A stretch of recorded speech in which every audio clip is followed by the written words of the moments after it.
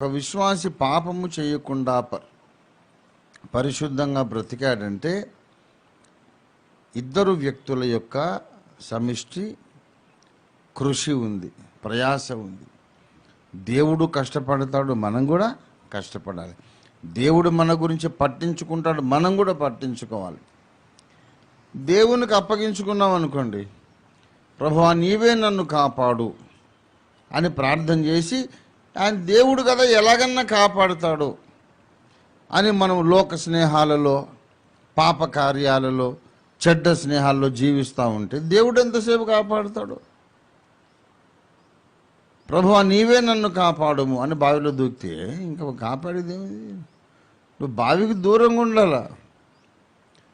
దేవుడు కాపాడుతాడు, నీవు కూడా జాగ్రత్తగా వెళ్ళకు. ప్రమాదకరమైన చోట్లకు నువ్వు వెళ్ళొద్దు. అప్పుడే దేవుని కాపుదల ప్రయోజనకరంగా ఉంటుంది. నేనే జాగ్రత్తగా ఉంటాను అనుకొని దేవుని సహాయం కోరలేదనుకో, నీ జాగ్రత్త ఎందుకు పనికిరాదు.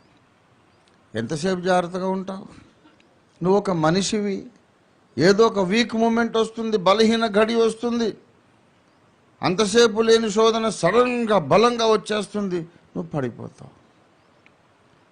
దేవుని సహాయము లేకుండా నీ ప్రయత్నంతో నువ్వు పరిశుద్ధంగా ఉండలేవు. దేవుని సహాయం కొరకు ప్రార్థన చేసి నువ్వు నిర్లక్ష్యంగా ఉన్నా పరిశుద్ధంగా ఉండలేవు. మనం పరిశుద్ధంగా నడవాలి, పరిశుద్ధంగా బ్రతకాలి, దేవునితో స్నేహం చేయాలి.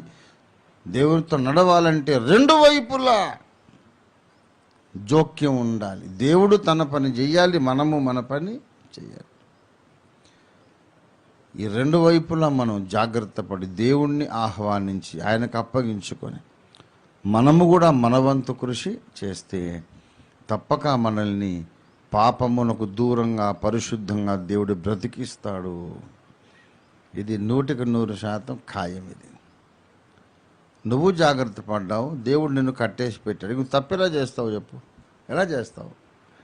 సాధ్యమే కాదు. నువ్వు పడిపోవడం సాధ్యం కాదు. పాపము చెయ్య జాలడు అన్నాడు. He cannot, simply he cannot sin. Falling in sin will become impossible for him. Impossible.